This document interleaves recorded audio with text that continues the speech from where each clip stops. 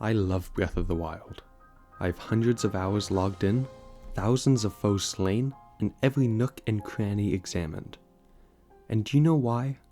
Why I put so many hours into a simple game? Because it's a masterpiece. Might I even say, flawless. Okay.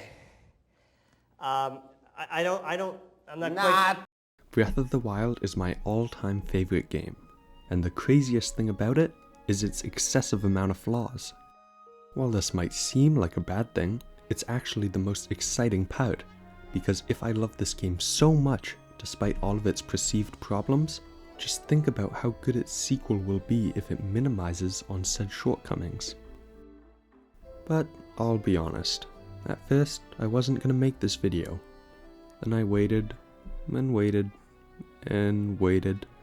I'm sure a lot of you saw me and thought there might be news about the sequel to The Legend of Zelda Breath of the Wild game. Unfortunately, we don't have anything to share right now. I can wait no longer. But this does make one thing clear. They are obviously taking their time with the game, and as the game will use the same physics engine, we can presume the dev team is putting in development time elsewhere, which is going to lead to enormous expectations. I mean, it's the sequel of a Zelda game, the same Zelda game that won Game of the Year, amongst other classic nominees like Horizon Zero Dawn, Mario Odyssey, and PUBG, with its revolutionary proximity voice chat.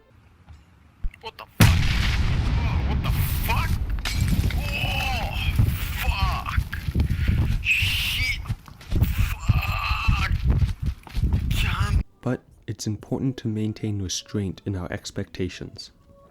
I mean, we've all seen that development time does not translate into a perfect game. But I don't care. Reasonable expectations be damned. Nintendo, if you happen to be listening, which you're not, please think about adding or improving the following things in the sequel of Breath of the Wild. Now, I am aware that some hopes are much more objective than others. For example, it's a given that everyone would prefer more enemy variety. However, it's much more subjective of an opinion to want the game to stay open world.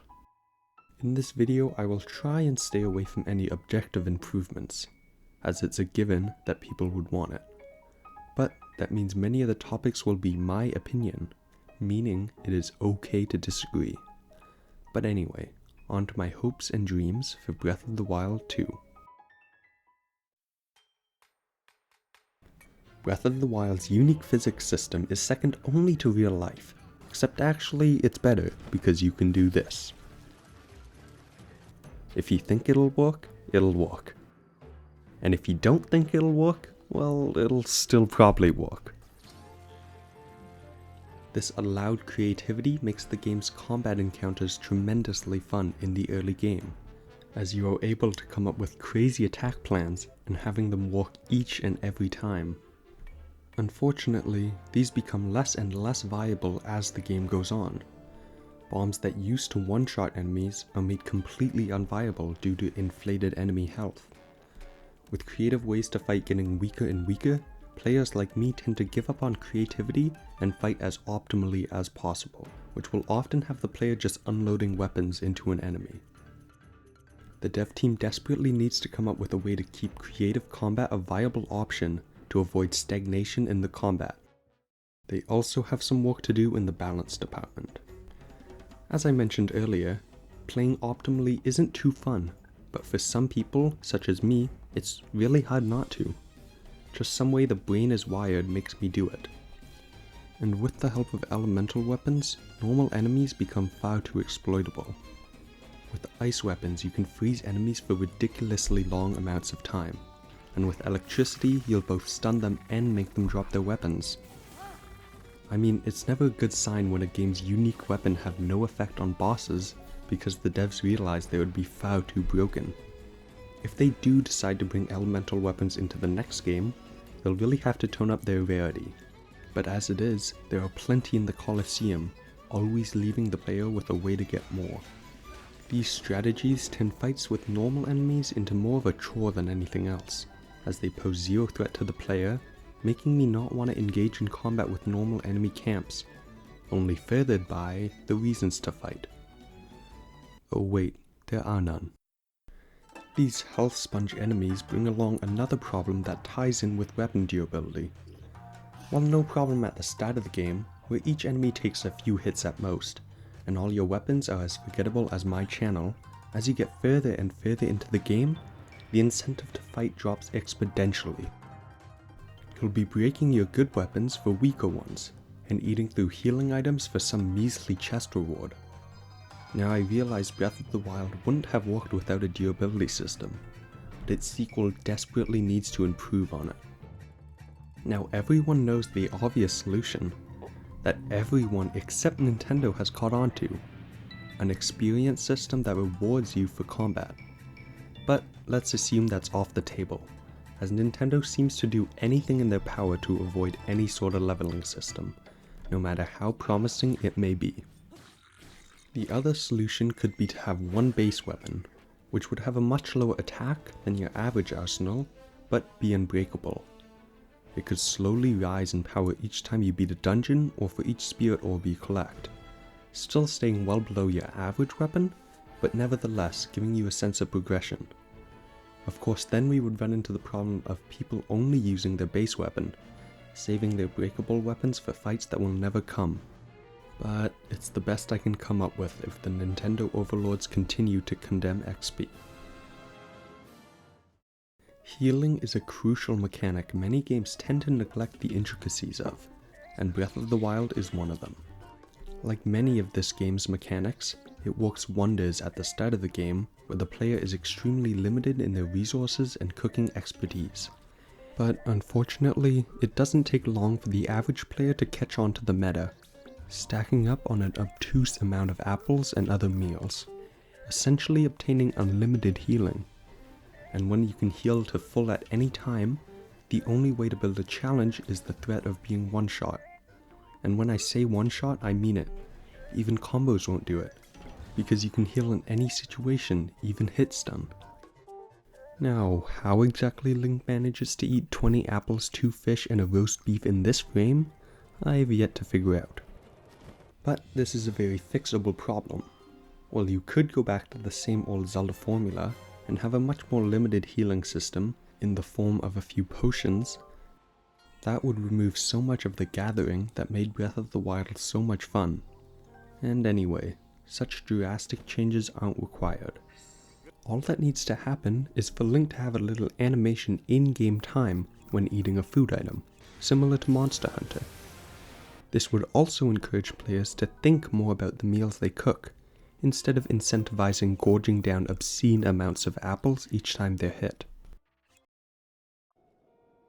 Breath of the Wild's expansive world lends itself perfectly to massive, sprawling side quests, but in the end there are very few who take advantage of it.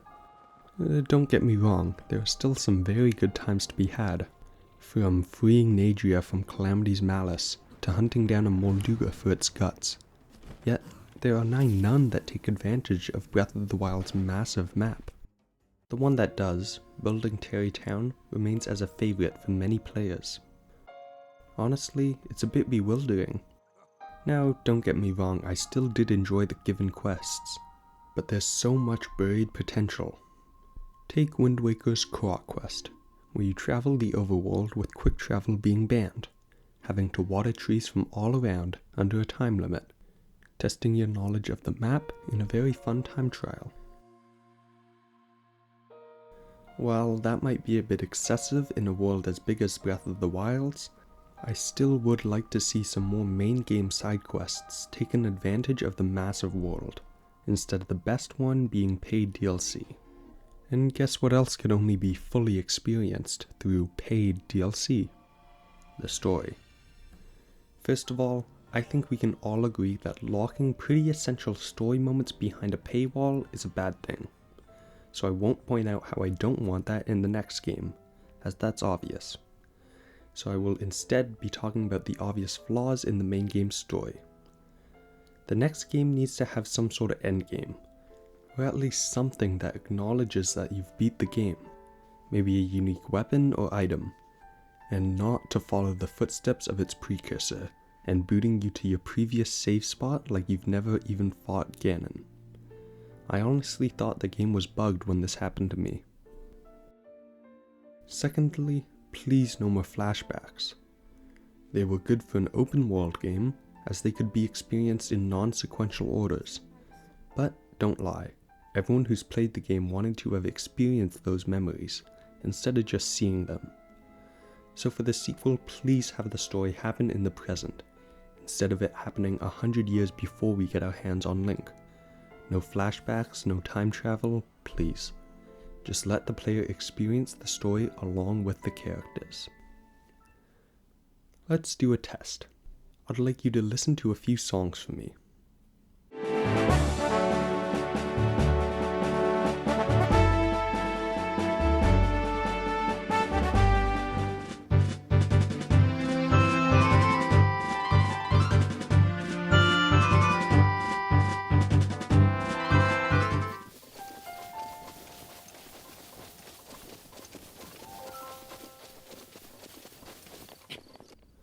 Notice a difference?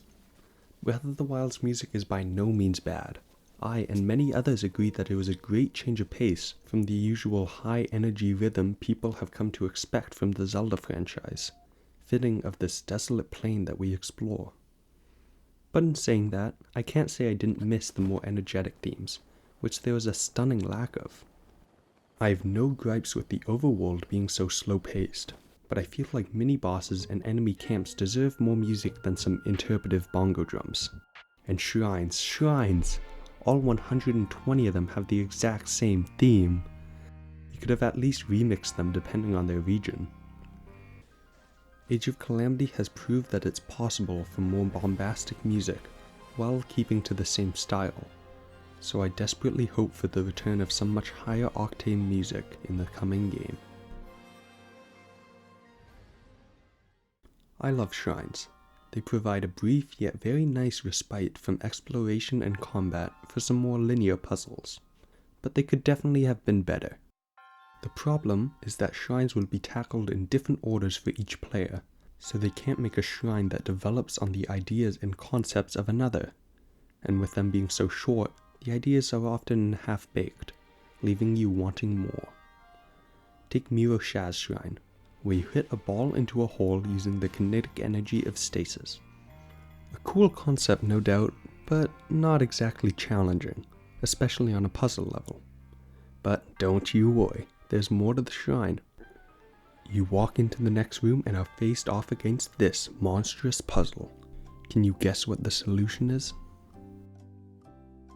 Yeah, not too tough, seeing we just used this concept in a much more complex environment.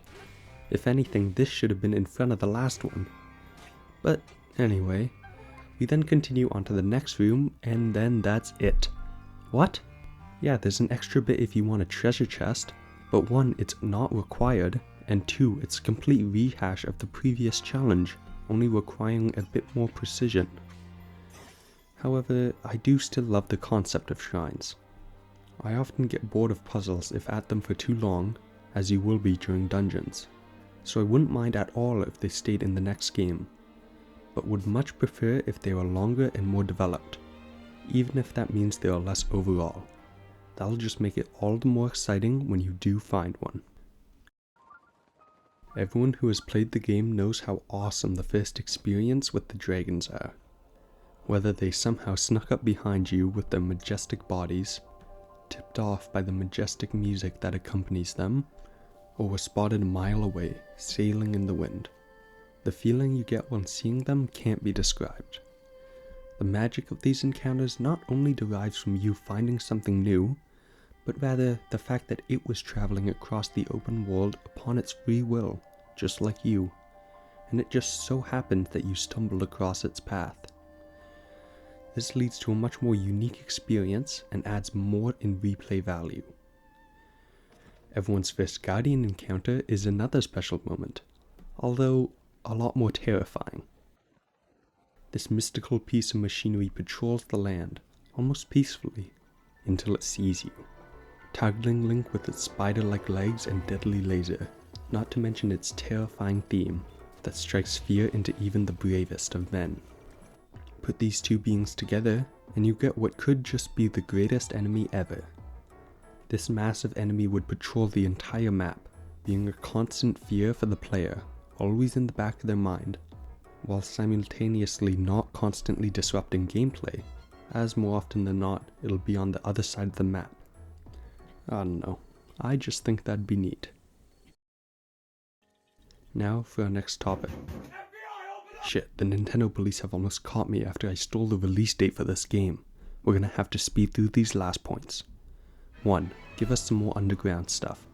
Come on, you cannot say this doesn't look like prime splunking terrain. 2. Players. Zelda can keep the Sheik slate and Link can use that arm thing in the trailer. 3. Make the Flurry Rush hitbox more consistent, or even better, remove it. 4. Rain less. 5. Dungeons should not be indistinguishable from each other. 6. Bring back Dugnuts. 7. Do not bring back these. 8. The sequel needs a consistent frame rate. I don't care too much about this sort of thing, but this is not acceptable. 9. Please let us use the arm as some sort of air grapple hook, like in Monster Hunter. And finally 10. The most important thing. Tingle! Come on, where is he, Nintendo? I know you have him. Shit, here. The release date for Breath of the Wild 2 is...